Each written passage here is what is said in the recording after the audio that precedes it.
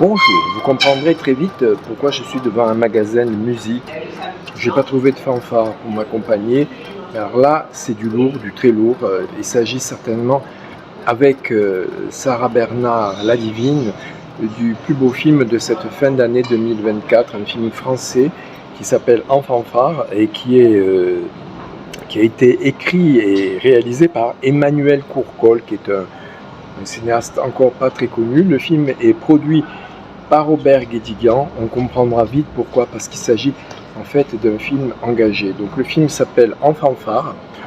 Je vous le recommande d'urgence. Donc il sort à la fin du mois d'octobre. Il faut s'y précipiter aussi, décidément. Je ne vous facilite pas la vie avec le cinéma. J'espère que vous avez des cartes d'abonnement. Donc le film donne envie de vivre, donne envie de faire de la musique, donne envie de chanter. C'est un film sur la filiation, un film sur la musique bien sûr, et un film qui évoque d'autres réalisations. On pense bien sûr à La vie est un long fleuve tranquille, mais qui est traité sous un autre thème, une autre, comment dire, ce n'est pas vraiment la même situation. Donc, il s'agit de deux frères qui ont été séparés à la naissance, qui ont été adoptés par des familles différentes. Un a réussi sa vie, il est chef d'orchestre internationalement reconnu, et il est interprété par le génial Benjamin Laverne.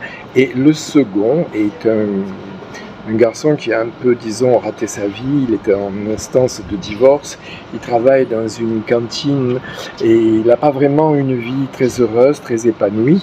Il est interprété par un acteur qui s'appelle Pierre Lotin, qui est un jeune qui est de plus en plus génial, qu'on a vu débuter dans Les Tuches, toute la série des films sur les Tuches, mais qui là on a découvert dans un film où il était formidable, tout récemment dans un film de Ozon, Quand vient l'automne, où il jouait le rôle du fils de Josiane Balasco, et là franchement il est formidable. Et donc il n'aime pas trop sa vie, mais il s'adonne avec toute son âme à la musique, à sa façon, comme son frère qu'il ne connaît pas encore, et qui va entrer dans sa vie. Donc Pierre Lotin est un personnage qui joue dans une fanfare, et il y a une fille qui est interprétée par Sarah Succo et qui est amoureuse de lui en secret, et il va faire la connaissance de ce frère qu'il ne connaissait pas. Ils ne se connaissaient pas l'un l'autre, donc je ne dévoile pas plus l'histoire. Moi je mets 5 étoiles direct, chef-d'œuvre, émouvant, politique, avec une compréhension de notre société et de ses dérives, et aussi de la magie de l'art. Voilà. Et tout ça, l'homme a toutes ces merveilles entre les mains. Malheureusement, il n'arrive pas à en faire quoi que ce soit. Enfin, il n'arrive pas du moins à créer son bonheur.